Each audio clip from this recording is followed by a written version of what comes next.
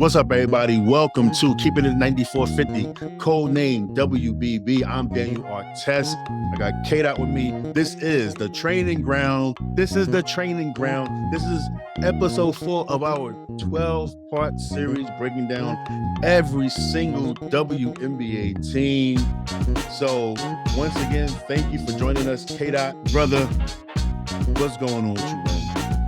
Hey, yo, what up? What it is, what's popping? And today, we are talking about the Dallas Wings. yeah, exactly, man. Yeah, we're going to take a nice little dive into the world of the Dallas Wings, talking about this team prospects for the upcoming season.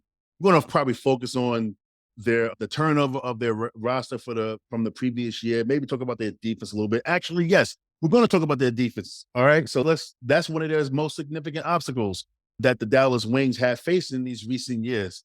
Defense. This team has struggled to finish in the top half of the league within their defensive rating. They have limited playoff success. But you know what? They turned the corner with the hiring of Patricia Trammell as the head coach. And they also got a former defensive player of the year and Natasha Howard. So things might be looking up on the defensive end.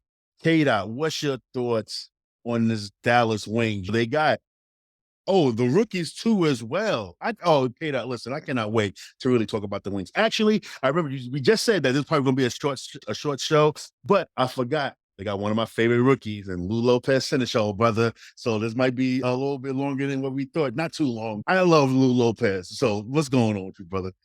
Yeah, so when you talk about that from a defensive standpoint, I think that they can definitely improve, and they have a lot of bodies on that roster that can play great defense, in my opinion. I want to start off with of course the acquisition of Natasha Howard and Crystal Dangerfield. I truly believe that those two are a very important acquisition for the Dallas Wings from a defensive standpoint, because I think from a communication standpoint overall, they will be able to help garner and anchor some of that defense and allow Tia McGowan not to get in so much foul trouble as compared to previous seasons when she had some trouble staying on the floor. So I truly believe that from that standpoint, yeah, they have improved tremendously on paper. Of course, we have to see it live and in color, but I want to just dive right quick in those acquisitions, and also with the acquisition of Diamond DeShields. I truly believe that was one of the other most important acquisitions for the Dallas Wings. I also believe that this Dallas Wings team, we could probably see some improvement. I know pre-prod, we laughing and joking about the Dallas Wings and all of that, but just looking at the roster, I truly believe that they could see themselves not only, I think that I can see the Dallas Wings going anywhere from 5 to out, to be honest with you.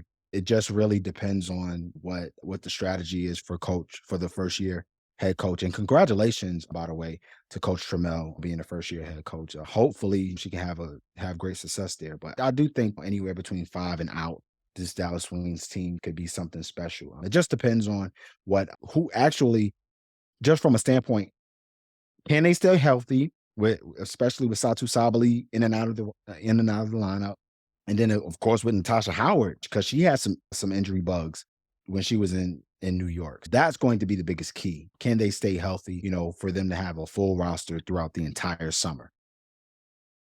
That's a great question. You know what? And also, KDot, we're talking about the Dallas Wings, right? All right. We're talking about a franchise. Defensive rating, they have not been in the top half of the league since 2008. But we love this game of basketball so much. So like we stay away from the hot takes and stuff. We once joked about them having too many forwards or whatever. And then we laughed when it came to fruition that they took Stephanie Soares in the draft as well. So it was even more slander. But you got Letitia Trammell, who's a defensive specialist coach. You get the acquisition of Natasha Howard, a former defensive player of the year. I think that this team's defense actually improved right away, to be honest, because of those acquisitions right there. You're getting a battle-hardened Natasha Howard who's going to compete on that end. She don't like when nobody scores against her. I remember when I was a practice player with the Fever in Natasha Howard's rookie year. And then every time somebody scored, she took it personal, bro. She took it very personal. Slamming the ball as a rookie, getting really upset. She really took it personal. So I cannot wait to see her back in that leadership role on the team as well, too. She's a dark horse to be an all-star this year, in my opinion, because when she was by herself on the team, she played really well. So I'm really excited to see how she does. I'm excited to see how she brings Awak Kuer along. This team is going to be something. Hopefully, I don't know why I'm going to say this, but hopefully, I want to see Charlie Collier at KDot. I want to see her. Like, I haven't seen her. She played as many minutes as her jersey number. Let's get it. I want to see her play. Number 1 pick gets no run. Is she even going to even make this team? If that's another question to ask, because think about what they brought in. You got Ashley Jones, Abby Myers, Lou Lopez-Shinicho, Stephanie Suarez, who's not playing this season, actually helps Dallas get better if she comes back healthy for next year. And then Maddy Siegrist as well. Like, I don't know where Charlie Collier fits in on his roster and stuff. Also, Dallas is so interesting, man, because they lost a lot of key players last year. Marina Mabry, gold medal Leash, Izzy Harrison, Thornton, Ty Harris. That was over half their points. So I'm looking forward to seeing how this team focuses on being efficient with their shot selection, being efficient on defense. Hopefully we'll see Arike Ogunbowale, Diamond DeShields play with more efficiency, because they've known to be erratic, even though they get buckets and everything. Even though I do like Diamond DeShields too, I think that she's a great pickup for this team. We'll like to see her get back to her form and stuff. I know she had that situation when she got sick and everything. So hopefully, like, she's really healthy. And also, my favorite post player, I love Tierra McCowan. So I want to see how she responds this season. Like I already said, when you got a point guard that can give Tierra McCowan the ball in her position down there and just let her go to work, she's one of the most unstoppable forces in this league. You know what I mean? Absolutely. She got the size, she got the footwork, she got the hand. I think that she's going to have a nice little season too. I do, to be honest, man. And as we close the show out a little bit, like Dallas, they do have a lot of talent. They have to overcome being a new group, basically, from losing all those players and having new players come in, having a lot of rookies that's probably going to make this team. But I think that with Dallas, this is going to be the same Dallas team of last year. You know what I'm saying? They actually have a chance to really sneak in the playoffs. I do think that with Tierra McCowan in the post, she's going to have those games where she's 20-12, 20-15.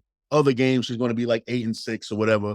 But I do think that with this new defensive focus, I think that Dallas can definitely make a little shock. You know what I'm saying? I think they can shock some people. Hey, hold on. I like that pun, because history would tell you that the Dallas Wings were and are actually the Detroit Shock.